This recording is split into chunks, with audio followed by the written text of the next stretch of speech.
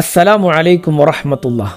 പ്രിയമുള്ളവരെ, തഹജ്ജുദും മരണാനന്തര ജീവിതവും ഈ വിഷയം നമ്മുടെ ഹൃദയത്തെ ആഴത്തിൽ സ്പർശിക്കേണ്ട ഒന്നാണ്. നമ്മളെല്ലാവരും ഒരിക്കൽ ഈ ലോകം വിട്ടുപോകും.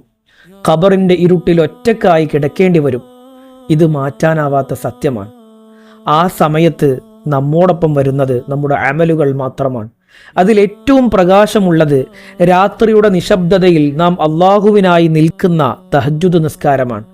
എല്ലാവരും ഉറങ്ങുന്ന സമയത്ത് ലോകത്തിൻ്റെ ശബ്ദങ്ങളെല്ലാം നിശ്ചലമാകുമ്പോൾ ഒരു മനുഷ്യൻ തൻ്റെ സൃഷ്ടാവിൻ്റെ മുന്നിൽ നിൽക്കുമ്പോൾ അതൊരു സാധാരണ പ്രാർത്ഥനയല്ല.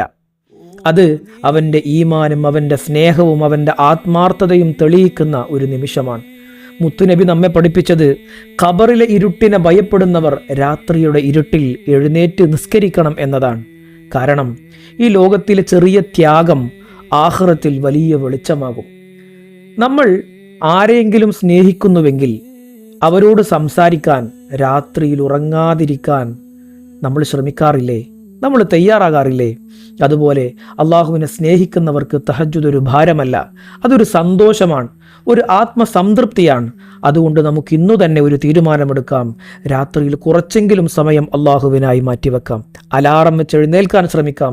കഴിയാതിരുന്നാൽ നിരാശപ്പെടാതെ വീണ്ടും ശ്രമിക്കാം. കാരണം അള്ളാഹു നമ്മുടെ ഉള്ളിലുള്ള ആത്മാർത്ഥതയെയാണ് നോക്കുന്നത്. ഒരാൾ തഹജ്ജുദിൽ നിൽക്കുകയും കണ്ണുനീർ നിറഞ്ഞ് ദുആ ചെയ്യുകയും ചെയ്താൽ ആ കണ്ണുനീർ ഒരിക്കലും വെറുതെയാവുകയില്ല.